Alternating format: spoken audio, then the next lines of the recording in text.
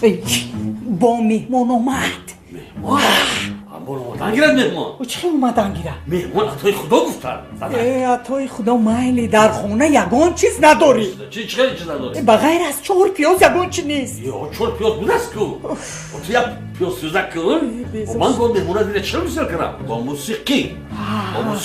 عروس مردک. گوش کن. تو از برآورده بالای کدمون. خیلی مهمونه خوش آمدید کن. من بازی میبیام. فهم مردک جان. فهمیدم. اتیستر موسیقی کنی ها مردک؟ خوب. هازی احمد جان بی من. غزنک دومش.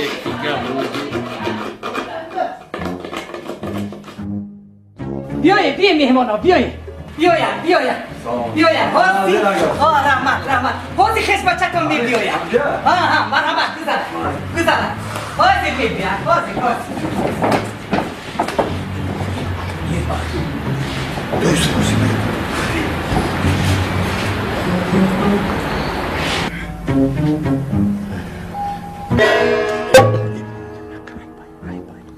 چه وای چیه؟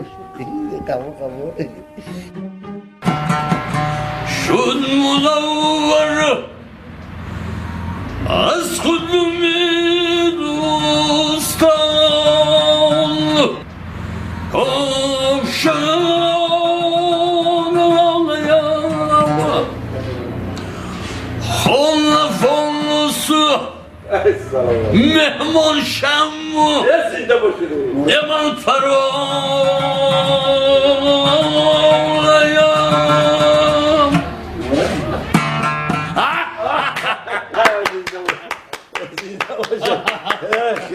السلام علیکم چرا صحبت هستیتون برنامه چه حال بگردید چه برنامه کردید مرحبا که تو کنی سلامت باشه خیش باشه دیگه موندن باشه خیلی امید امان اصلا خیلی خدا اقبال آورد الله رحمت شما خوب هستید شما نمیدید بچه نه سرچه سرچه همینجا این مایده ها بوده این همون دیگه مزاج نیست آزیا چی بوده نمیدونم چی کسره داره کی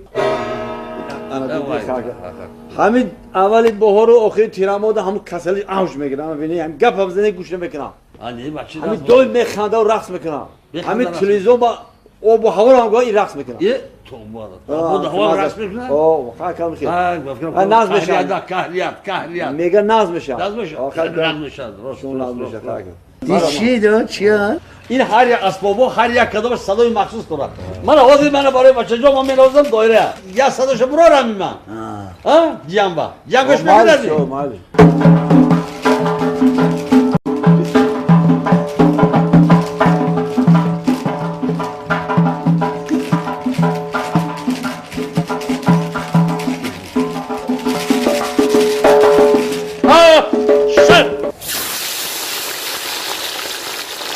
این صدا شد اینه گوش کن صدا اینه گوش کن انا اینه من بو انا اینه اینه گوش کن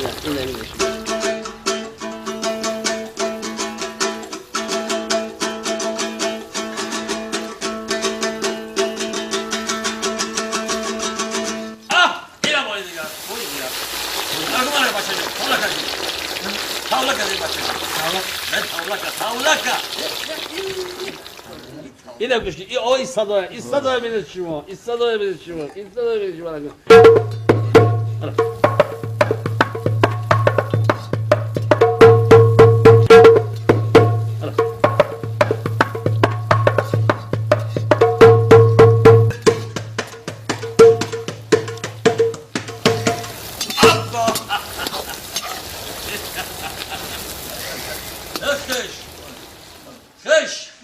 من همین اسبابه نوختم همین اسبابه چهار پنج اسباب از همه همین صدای من اسبابا صدای کدامش شده مخفول شد آوازی کدامش شده مخفول شد باور کنید این موسیقی که شما نواختید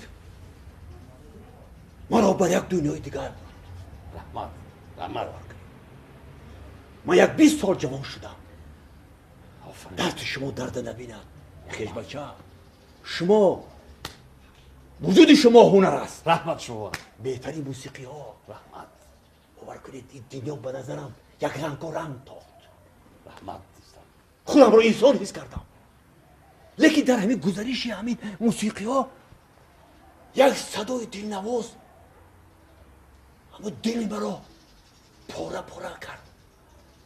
از همون طرف ها می آمد. این صدای چی بود؟ بعد گزارش با بله گزارش با چه صدا باشد؟ وای صدای دیگو کفگیر ینگام.